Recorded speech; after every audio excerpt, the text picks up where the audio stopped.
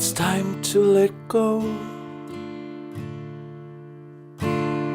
It's time to face the truth. Well, you just had the sound check. How did it go? It went very well. We've been here I don't know how many times, so it's sort of like coming home.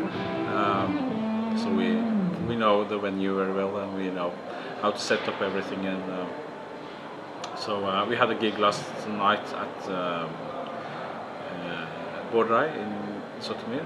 Yeah. And it was we've been there a few times as well, but it's a sort of a challenging stage for some reason. I don't know, but we're very comfortable here. So yeah, this venue feels like home. Yeah. Yeah. How is touring with this band different from when you're on tour with Airbag? Henrik, my drummer, is also the drummer in Airbag, and Ole on guitar has been with Airbag since, I don't know, 4 or 5 years. Christian on bass started to play with Airbag about a year ago. So it's sort of the same band, and Simon has been he's playing in Oak. He's been with me since Lullabies 3 or 4 years ago. So it's more or less the same band, but I mean it's different songs, it's different material. I think we play in a different way. We approach the songs in a different way, but at the same time, this solo project is a side project to Airbag, so I didn't want to spend too much time working with people that I didn't know, and I wanted people that I was comfortable with. So they're all familiar to you already. Yeah. Why have you decided to record an alternative version of Lullabies in a Car Crash for Coming Home? I don't know. Not a particular reason. I think it started out with sometimes I just sit down at home with my guitar, and it's not often that I play my own songs, but sometimes I do. And for some reason I recorded an acoustic version of Lullabies, and I thought it sounded pretty good. Yeah. So the idea, after I decided to do a mini album, I thought of the idea of perhaps re-recording either one of my songs or Airbag songs. Yeah. And I think I showed it to a friend or something, and he said that you really should do this. And we went back and forth with different ideas, me and my producer, and then I asked Ole to do the solo, because he does the solos when we play the old album version live. So it almost sounds like a new song. Yeah. So. Yeah, it's also it's a lot shorter. The original song is like 13 minutes. Yeah. We skipped all the ambulances and the sirens and stuff like that. Yeah. And is it a one-time thing that you recorded a mini album, or do you want to do that more often? I don't know. I like the format. Then the initial idea was to sort of, I had a few songs that I didn't use for Forever Comes to an End, and the idea was to release them as a mini album with.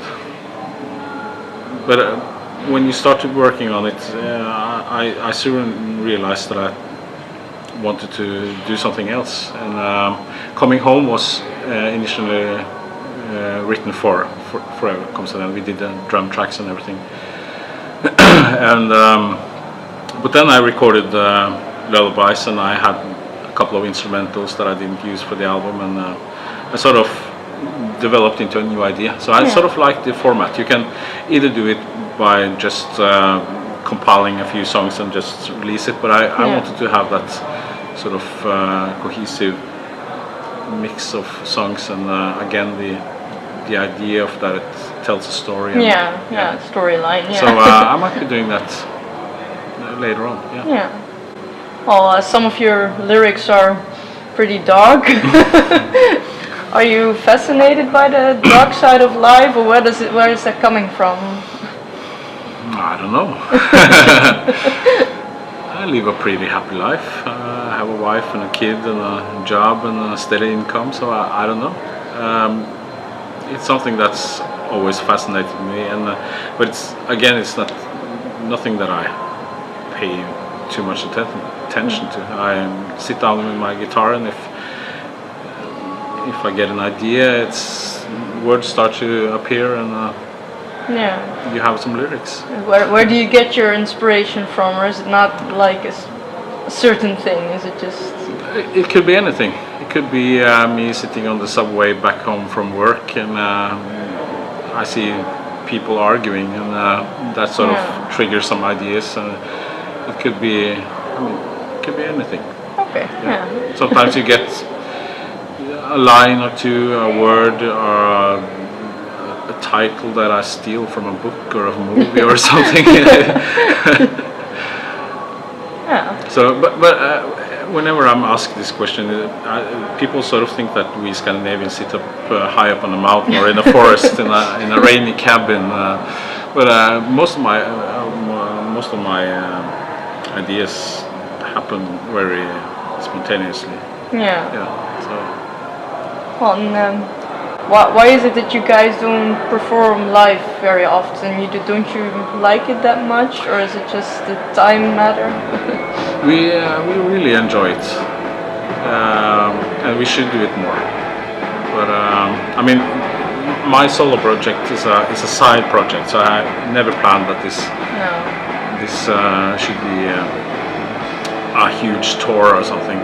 But we're often asked to do huge tours with Airbag, but I don't know. We all have day jobs. We all have families. We have kids, and I think we enjoy more just making music, just playing our instruments, coming up with ideas, sitting in the studio. It's just a different kind of way of making music and art. So, and as much as we enjoy playing live and meeting fans and friends, we don't. There's no desire to do these huge tours. We come here once a year, and there's a couple of other countries that we want to visit. Who knows for the future? Yeah. What would you say is the most iconic song you ever made? Hard question.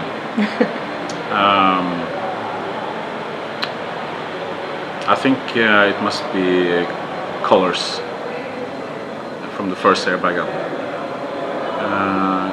I think it seems to mean a lot of things to a lot of people.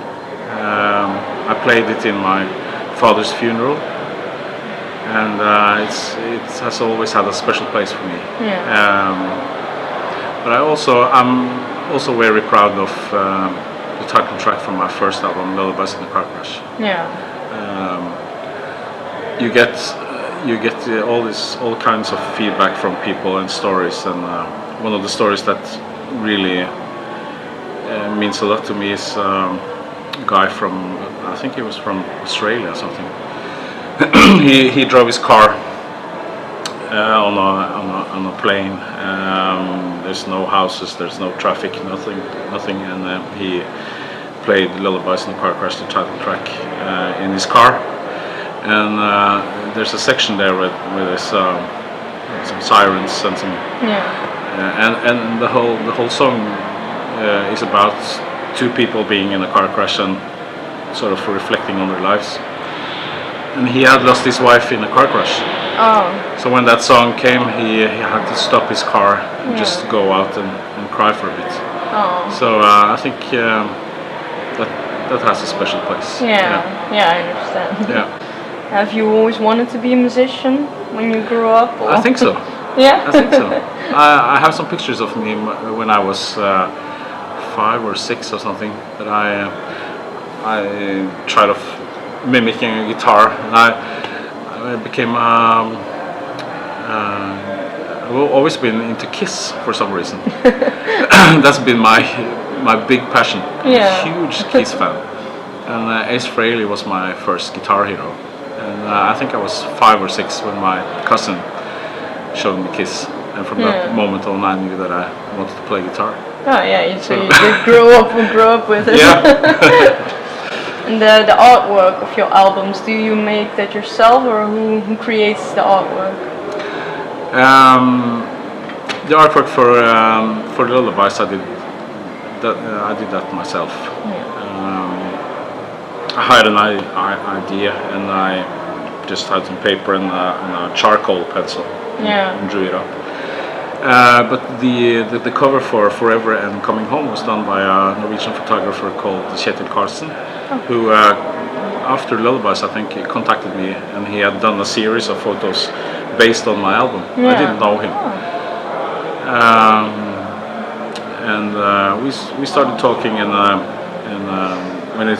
when I was sort of finished with Forever and I wanted to cover, I contacted him and went through his portfolio and found a photo, and I think he's fantastic, and we have the same mindset, and his images and pictures fit my music very well, I think.